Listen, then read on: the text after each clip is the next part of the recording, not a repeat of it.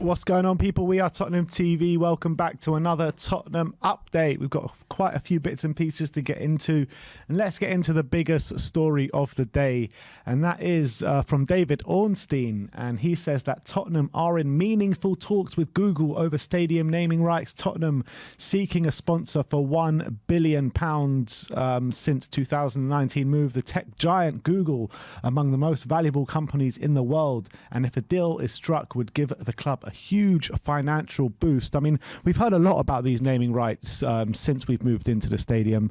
We've known that Daniel Levy has been trying to sell it off to the highest bidder for a while, but we've never heard anything as concrete as from David Ornstein.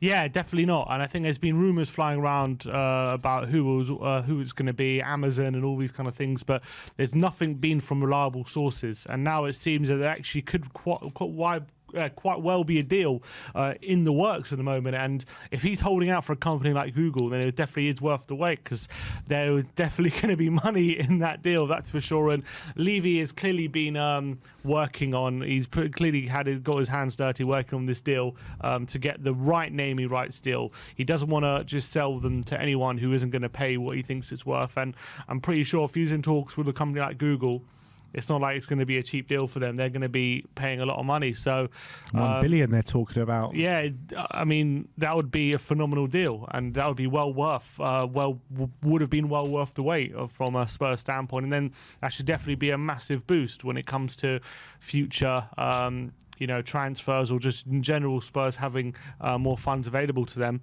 It could be a massive deal, this. Yeah, future golf courses, future additions to the training centres. Exactly. Is it any coincidence that this is coming a few days after they were saying about the Tottenham Hotspur Stadium seen some new kind of technology of the retractable pitch, and they're going to spend £1 billion or something, however much, $1 million, I think it was. Multi-million, whatever it was. But anyway, is it coincidence? I would say it is, because I think if they believe, even though the stadium was only built 3 years ago, if they believe that it's worth it to that it needs an upgrade already, then they'll probably do it. But that's the most frustrating thing when it comes to Spurs, is that you saw these things like with NFL and like the concerts and the retractable pitches, and it's like no expense spared for any of these things, apart from on the playing staff. The top dollar, you want the best of the best, but when it comes to the players on the pitch, it's not the same. It's not the same attitude, and it's not. They don't have the same philosophy, and that's the most frustrating thing. I saw a brilliant thing. It was like a Spurs lineup, and it was like the Spurs 11, and then right wing back was a new retractable pitch, and that's who we're going to be having up and down our wing this season. Yeah. So, but look, Google should be a very big deal if it does happen in the end, and so this is very positive news. Yeah, I hope it does happen, because it will give the club a massive financial boost. But look, let's move on. Let's talk about this Ben Jacobs article from a couple of days ago. The first bit of it we're going to talk about is Antonio Conte, and Ben Jacobs says the Tottenham hierarchy view Antonio Conte as the long-term manager of Tottenham Hotspur. But does Antonio Conte consider himself as the long-term manager of Tottenham Hotspur? That's the main question. Yeah, it's always a big question, but I'm glad Spurs are thinking long-term with him, as opposed to what usually happens with Conte, where he's usually not at clubs for a very long time. Obviously, Conte, to be fair, has been talking more long-term when in his press conferences. He's talking about Spurs, the 2 or 3 transfer windows to really start competing at the top of the Premier League, to close the gap on the teams above us in terms of playing quality. So he does seem to be talking about long-term, and if Tottenham view him as long-term, maybe it could be a bit of a different process to what he's used to. Things usually stop working out for him after 2 or 3 years. So hopefully Tottenham could be different, although we had the same hopes for Mourinho, and didn't quite work out the same way. But hopefully it can be different under Conte. And I do believe the current structure at the moment at Spurs, playing wise, I think it's working. But if we just had better players within the structure, it could take it to a new level. And right now, we're still limited, despite the fact that we're okay. We've got good players and stuff. We just don't have that next level players, like for example, like in midfield, like ball players or creative players, and at the Right back wing maybe, back, even centre back and right wing back, maybe just better quality that could take the system up into a new level. So that's maybe what he's looking at. Yeah, and I think, you know, Conte, he's all about the glory, right? And he knows full well that if he does go on and do something and win the league with Tottenham or go get European glory with Tottenham, it's going to be the biggest achievement in his career, the hardest achievement in his career as well.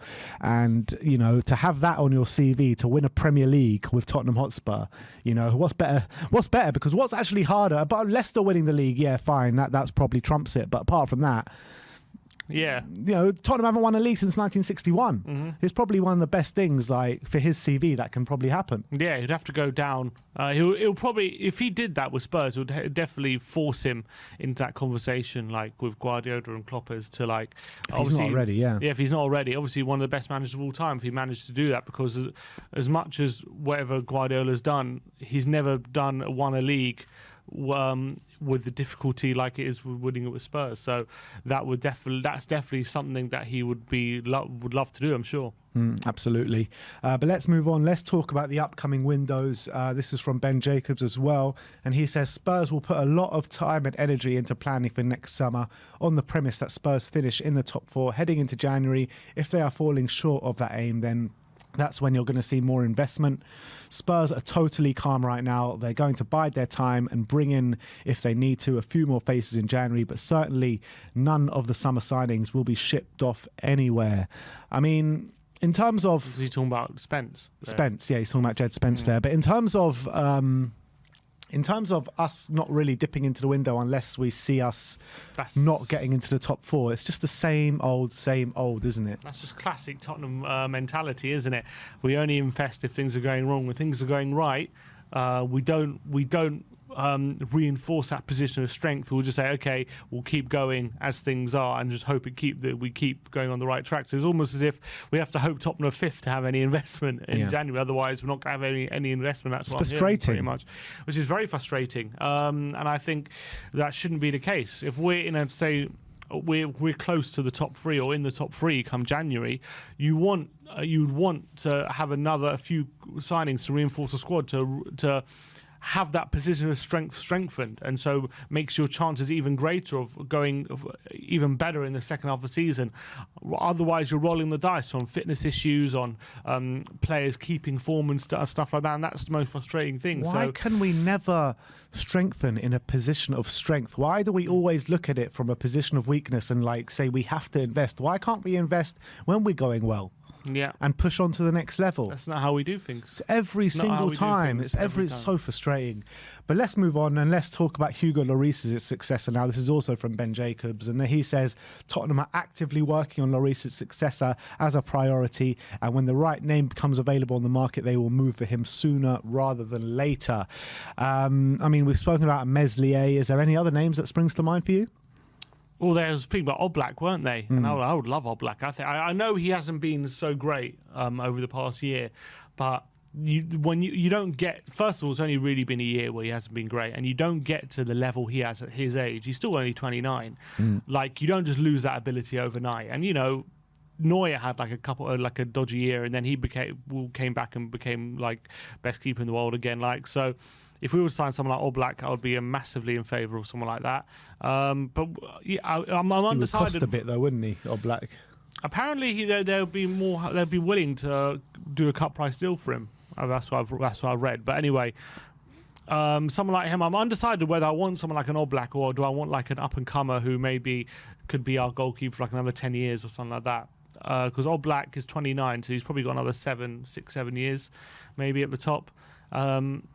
But look, I'm happy that we're looking at that because we know Lloris, as good as he is, and I still believe he's very good. He's still starting for France. He's still a very good keeper. He's not going to go on forever, and he's clearly at the latter stages of his Tottenham career. So it's good that we're planning for it, and hopefully we get someone through the door that, in an ideal world, maybe someone who could be with Lloris for a year, and then he can give over the reins to the number 1 spot. But when he does go, it'll be very difficult to find a replacement as good as he's been for the last 10 years. But I'm glad that we're thinking of that and not just scrambling around once the summer comes to looking for a goalkeeper. Yeah, I kind of feel like the way we should go is a young keeper with a very high ceiling that's also very good with his feet as well, because we know what Lloris's frailties are, and that's definitely one of them. And I think it'll be a massive plus for us if we can have a goalkeeper that's really good with his feet, with playing out the back and with his long balls as well, hitting it into Harry Kane and getting his knockdowns as well. So that's the way I would like to go. I'm not sure. I don't really have any names to mind, but I think that's the kind of profile of keeper I would like to see at Spurs. But in terms of moving on, this is the last bit from Ben Jacobs, and it's on Harry Kane. And he says, Tottenham sources remain confident that whether it be now or in January, Harry Kane will sign a new deal, which is happy days. Yeah, and I hope that is the case, because he's so important to us, and he's still, playing very well. 8 goals in 9 games, second in goal scoring charts. Just obviously Haaland's well out in front, but he's still there in the upper echelons of the goal scoring charts, and he's still a massive player for Tottenham. So there's been talk about his contract for so long. Hopefully we can get it done sooner rather than later. But I reckon, it will be in a moment where we're looking like we're going to push for a trophy or something. That's when, if Conte decides to commit his future, then we'll see maybe the dominoes fall. But right now, maybe he's not in no rush to kind of rush into anything right now, which is understandable. Yeah, definitely understandable, especially the way it panned out for him last time when he tried to get his move to Man City. Because the last thing he wants is to sign like a long-term contract like now, and then all of a sudden it starts going wrong with Conte, and he's not happy, and he leaves, and then we're back to where we were with Nuno, where we don't have a direction, and then all of a sudden he's like, why am I still here? But then he can't leave because he just signed a new contract. So I think he's probably biding his time. I wouldn't even be surprised if he waits till the summer to sign it. I wouldn't be surprised. Or if Conte commits his future in January, then that'll be the case. Would this be his last big contract of his career? Probably. Yeah, in terms of long-term, years-wise, I can see him now signing like a good 4-year contract or something like that, taking till 33. But once he's 33, then you're down to like two-year maximum contract. Yeah, probably. Exactly. And also, Harry Kane is swapping goal scoring for bedtime stories tonight on CBeebies. The Tottenham striker Harry Kane will make his CBeebies bedtime stories debut when he reads The Lion Inside by Rachel Bright tonight at 6:50 on CBeebies. So just before my bedtime. Exactly. If any of you struggling to get to sleep tonight, just turn on CBeebies at 10 to 7 and Harry Kane will put you to sleep. They bring, like, everyone makes fun of the way Kane speaks. He just brings on himself.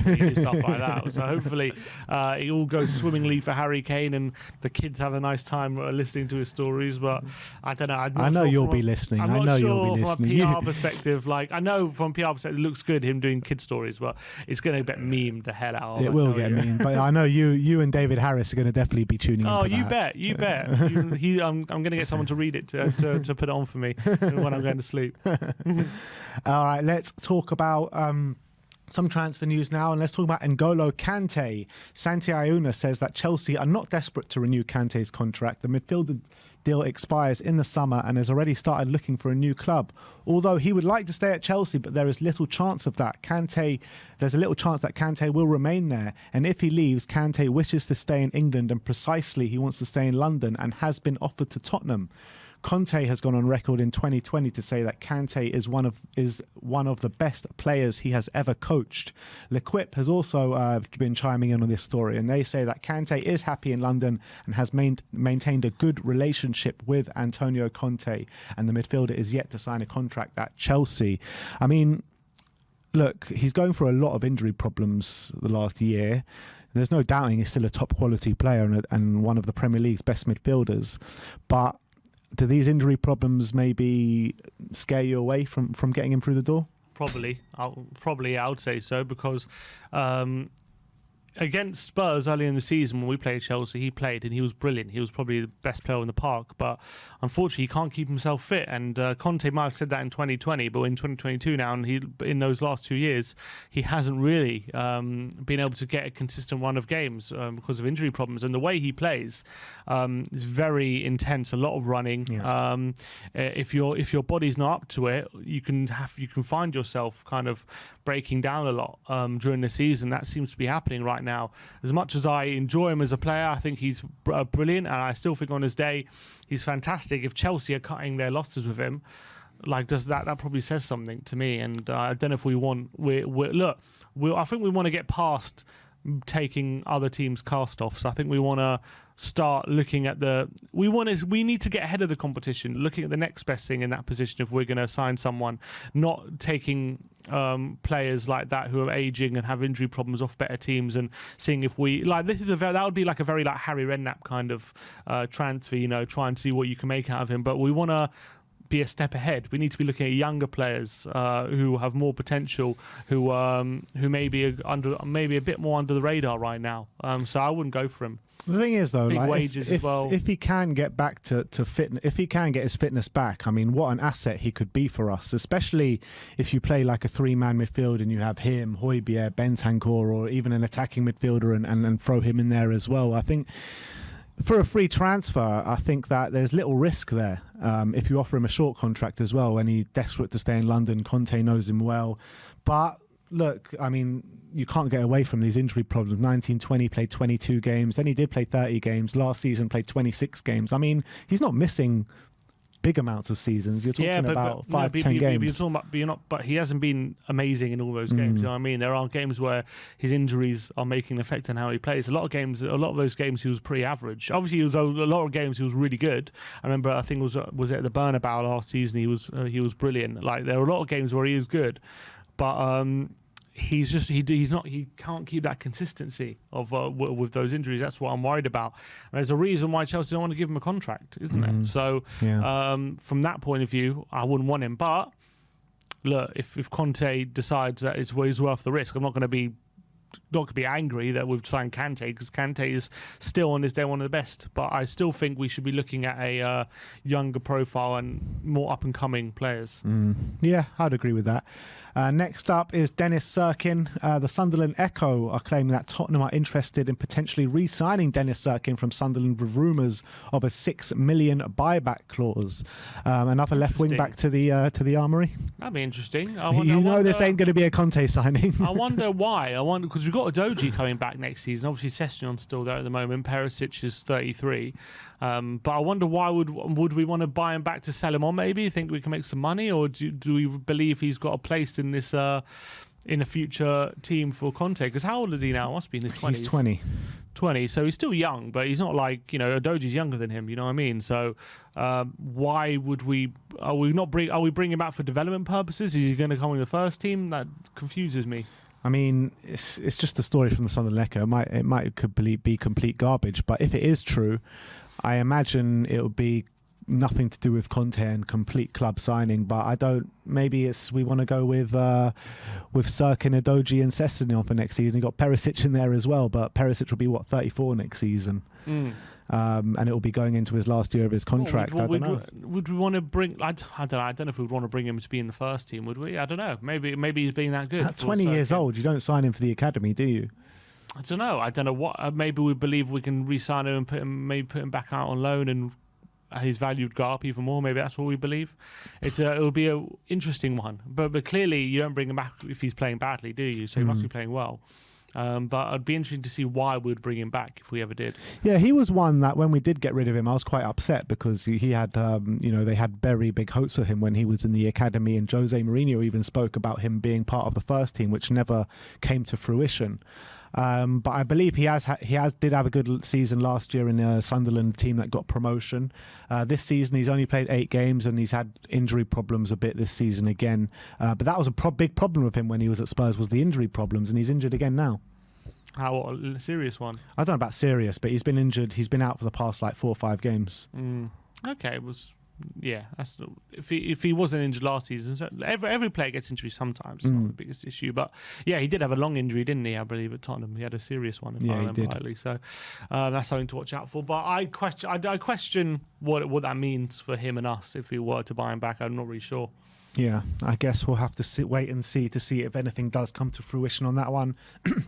But that is your Tottenham update. Thank you everyone for tuning in today. Go and scroll down, smash that subscriber button, and let us know your thoughts on every single story we've brought you today. Like, subscribe and comment, and as always, come on you Spurs.